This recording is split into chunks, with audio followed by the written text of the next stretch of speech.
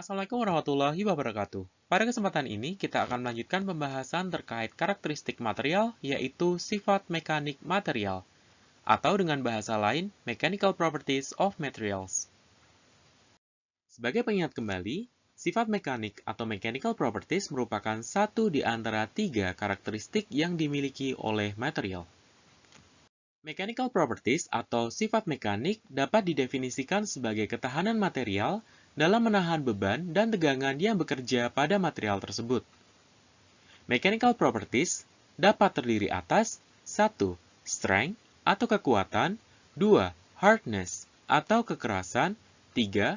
Elasticity atau elastisitas, 4. Plasticity atau plastisitas, dan lain-lain. Lebih lanjut, teman-teman akan mempelajari terkait mechanical properties dari sebuah material pada mata kuliah mekanika bahan. Kita mulai dengan membahas sifat mekanik material yang pertama adalah strength atau kekuatan. Kekuatan dapat dimaknai dengan kemampuan material untuk menahan kegagalan atau keruntuhan yang akan terjadi pada material tersebut akibat pembebanan dan tegangan yang bekerja. Kekuatan material setidaknya meliputi 1. Kuat tekan atau compressive strength, 2. Kuat tarik atau tensile strength, 3. Kuat lentur atau flexural strength, 4. Kuat geser atau shear strength, 5. Kuat torsi atau torsion strength. Kita mulai dengan membahas jenis kekuatan material yang pertama, yaitu kuat tekan atau compressive strength. Kuat tekan dapat dinotasikan dengan simbol sigma dan dapat dihitung besarnya dengan membagi antara gaya normal tekan yang bekerja terhadap area tempat bekerjanya gaya normal tersebut. Kuat tekan dapat didefinisikan sebagai kekuatan material untuk dapat menahan gaya normal tekan yang bekerja pada sebuah penampang. Satuan dari kuat tekan adalah megapascal atau newton per milimeter persegi atau satuan lain yang relevan. Gambar ini mengilustrasikan adanya uji tekan pada sebuah material, di mana material tersebut diuji dengan memberikan tekanan yang dinotasikan dengan huruf F, dan tekanan ini bekerja pada area A0. 2. Kuat tarik atau tensile strength atau dapat dinotasikan dengan simbol sigma. Kuat tarik dapat didefinisikan sebagai kemampuan material untuk dapat menahan gaya normal tarik yang bekerja pada sebuah penampang. Satuan dari kuat tarik adalah megapascal atau newton per milimeter persegi atau satuan lain yang relevan. Kuat tarik dari material dapat dihitung dengan membagi antara gaya normal tarik yang bekerja terhadap area tempat bekerjanya gaya normal tersebut. Gambar di bawah ini mengilustrasikan sebuah material yang sedang ditarik dengan beban sebesar P dan bekerja pada area A. Ketiga adalah kuat lentur atau flexural strength. Dapat dimaknai sebagai kemampuan material dalam menahan tegangan lentur yang terjadi akibat pembebanan yang diberikan. Ilustrasi yang ada di bawah ini menunjukkan adanya balok yang sedang diuji lentur, di mana uji lentur tersebut dapat diwujudkan dengan memberikan beban F secara gravitasi pada bentangan balok, sehingga balok tersebut akan terjadi bending atau lenturan. Sehingga pada serat bawah dari balok tersebut akan mengalami tarikan dan bagian atas dari balok tersebut akan mengalami tekan. Tarikan tersebut diberikan istilah tension dan tekan tersebut diberikan istilah compression.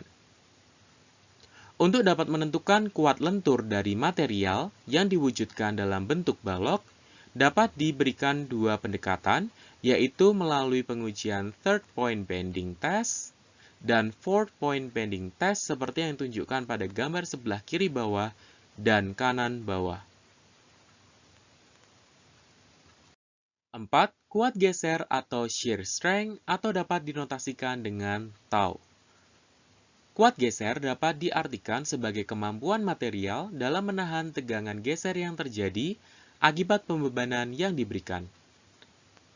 Secara eksperimental di laboratorium, kuat geser material dapat diketahui dengan menguji material yang telah dibentuk menjadi beberapa bentuk spesimen seperti yang ditunjukkan pada figur di bawah ini dan diberikan beban berupa tekanan.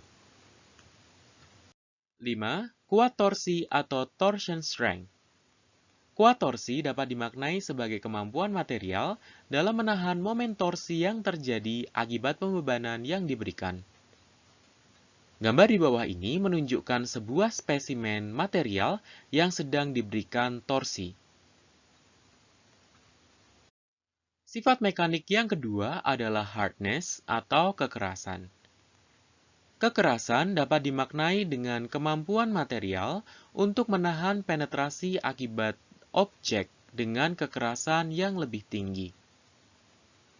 Untuk dapat mengetahui indeks kekerasan dari material yang diuji, peneliti dapat melakukan pengujian dengan menggunakan instrumen Rockwell, di mana instrumen ini dilengkapi dengan sebuah indenter yang berbahan dasar diamond atau berlian, atau dapat digunakan juga dari bola baja yang akan menekan surface atau permukaan dari spesimen material yang diuji. Sifat mekanik yang ketiga adalah elasticity atau elastisitas. Elasticity dapat dimaknai sebagai kemampuan material dalam mengembalikan diri ke bentuk dan ukuran semula setelah pembebanan dilepaskan. Indeks elastisitas dari material ditunjukkan dengan modulus elastisitas atau dapat disimbolkan dengan huruf E besar. Semakin besar modulus elastisitas dari sebuah material, maka material tersebut akan sulit mengalami perubahan bentuk akibat beban yang diberikan. Ilustrasi yang ada di bawah ini menunjukkan sebuah gambaran dari pengujian modulus elastisitas spesimen beton di laboratorium. Sifat mekanik yang keempat adalah plasticity atau plastisitas. Dapat dimaknai sebagai kemampuan material untuk mengalami perubahan bentuk akibat beban yang bekerja. Plastisitas di sini merupakan lawan dari elastisitas. Setelah beban dilepas, material tersebut tidak akan kembali ke bentuk dan ukuran semula, karena fase elastis dari material tersebut telah terlampaui. Berikut merupakan sebuah grafik yang menggambarkan antara hubungan densitas atau massa jenis material terhadap kekuatan dari material yang dikaji. Densitas material terletak pada sumbu X dan kekuatan material terdapat pada sumbu Y. Apabila kita cermati satu persatu dari grafik ini, dapat kita pahami bahwa foam atau busa merupakan material yang memiliki densitas rendah dan kekuatan yang rendah.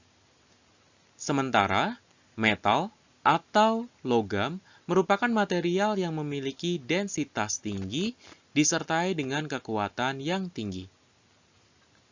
Secara berangsur-angsur, apabila kita urutkan material yang memiliki densitas rendah dan kekuatan rendah menuju densitas tinggi dan kekuatan tinggi, dari bawah adalah pertama, foams atau busa, 2, natural materials atau material alami, kemudian polymers and elastomers atau polimer, kemudian composites atau komposit atau gabungan dari beberapa material, kemudian ceramics atau keramik, dan yang terakhir adalah kelompok logam atau metals.